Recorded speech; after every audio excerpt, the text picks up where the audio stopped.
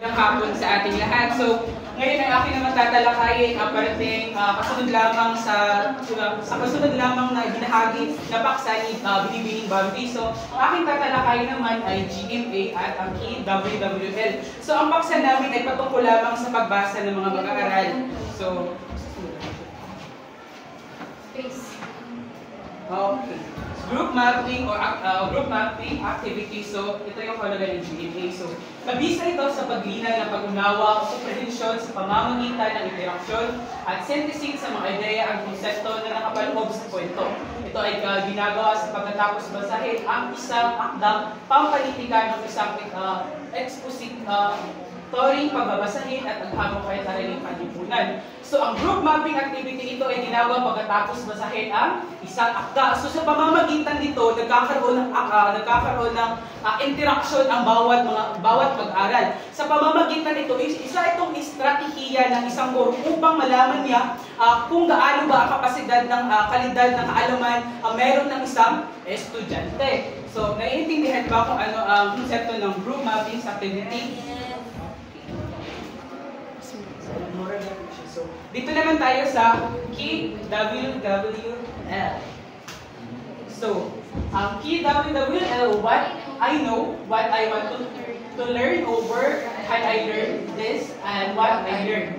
So, ang K ay kumakatawan sa kung ano ang alam na mag-aaral sa paksa. So, dito sa K, ito yung mga bagay na alam na ng mga mag-aaral bago pa nila malaman ang bagong paksa na itinatalakay. So, dito naman sa G, ang gustong malaman. So, dito naman kung ano ang gustong malaman ng mga mag-aaral tungkol sa mga babasahin.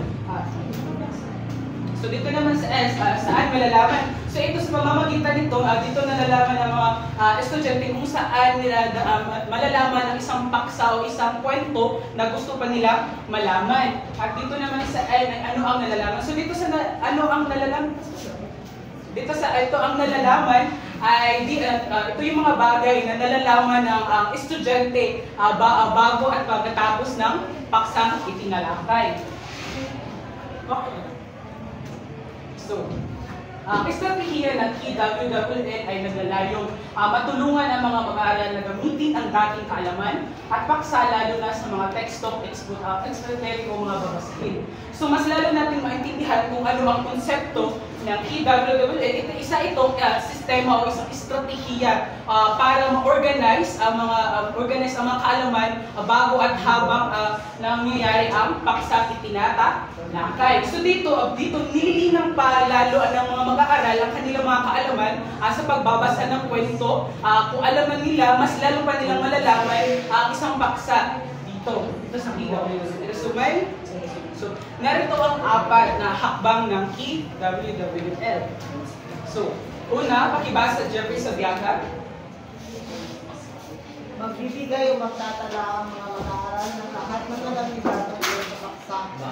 Sa ilalim ng hanay A, alam na maaari magkaroon ng brainstorming ng paksa.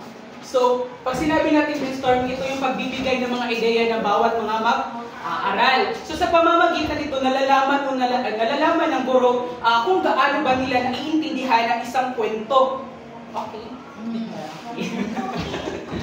So, meron ba kayong mga ideya? Wala na.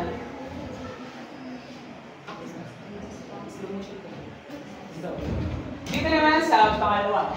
Pakibasa Binibining Iling. Alamin ng guro ang lawak ng kaalaman ng mga mag-aaral sa pamamagitan ng pagbibigay ng tinatanong na tutungo sa direksyon na ang mismong mga mag-aaral ay napakarami na ang tanong o nais malaman. Sa ganitong sitwasyon, magpapatala ang guro sa ilalim ng honeybee.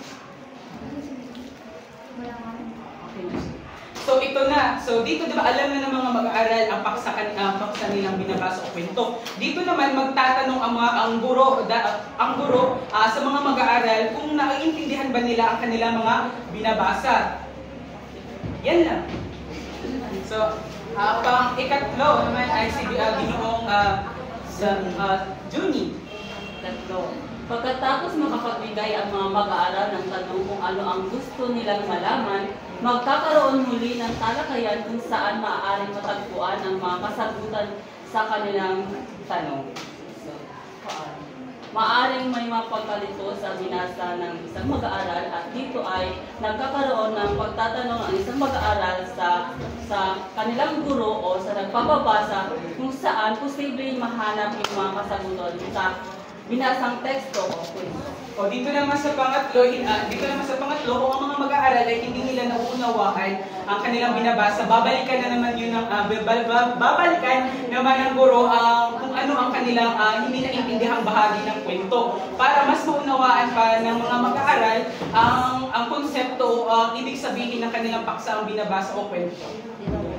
Ang last naman ay ika-4, so Binibining Solomon, basahin mo na. Ika-4, itatala ng mga ang mga bagay o impormasyon na laman ng lahat ang mga kasagutan sa mayroong mga tanong. Ilalagay nila ito sa nilalaman. So, maaari ka ba magbigay ng iyong opinion? So, may Binibining reference ang Para sa akin, yun sa inyo, okay. Halimbawa yun is yung what I have learned.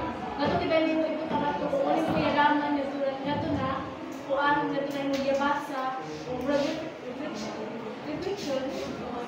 So dito na sa ika-4, dito na nalalaman kung naiintindihan ng mga mag-aaral ang kwento o paksa na kanilang mga nalalaman o nababahagi na nila sa kanilang mga kapwa mag-aaral ang kanilang nalalaman sa kwentong kanilang binasa. So yan lang po at maraming salamat.